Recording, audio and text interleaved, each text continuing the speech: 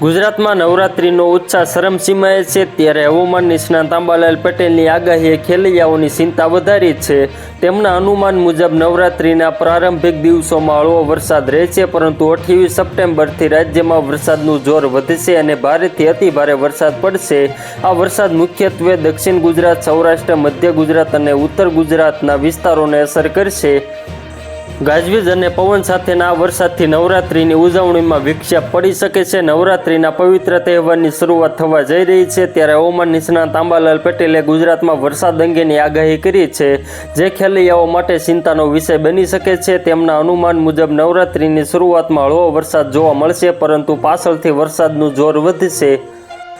અંબાલાલ પટેલના જણાવ્યા અનુસાર 25 ઓક્ટોબરથી રાજ્યમાં ફરી એકવાર વરસાદી સિસ્ટમ સક્રિય થશે, જેના કારણે વરસાદની શરૂઆત થઈ જશે. ખાસ કરીને 28 સપ્ટેમ્બરથી લઈને 3 ઓક્ટોબર સુધી રાજ્યમાં ભારેથી અતિભારે વરસાદ પડવાની સંભાવના છે. આ વરસાદ ગાજવીજ અને તેજ પવન સાથે આવશે, જેની ગતિ વધુ રહેશે. અંબાલાલ પટેલની આ આગાહી ખેલૈયાઓ અને ગરબાના આયોજકો માટે મહત્વપૂર્ણ ચેતવણી સમાન છે. નવરાત્રિની શરૂઆતના 2-3 દિવસ હળવો વરસાદ હોવાથી ગરબાની મજામાં બહુ વિપેક્ષ નહીં પડે, પરંતુ મધ્ય નવરાત્રિ દરમિયાન ભારે વરસાદને કારણે આયોજનો રદ કરવા પડે તેવી સ્થિતિ ઊભી થઈ શકે છે.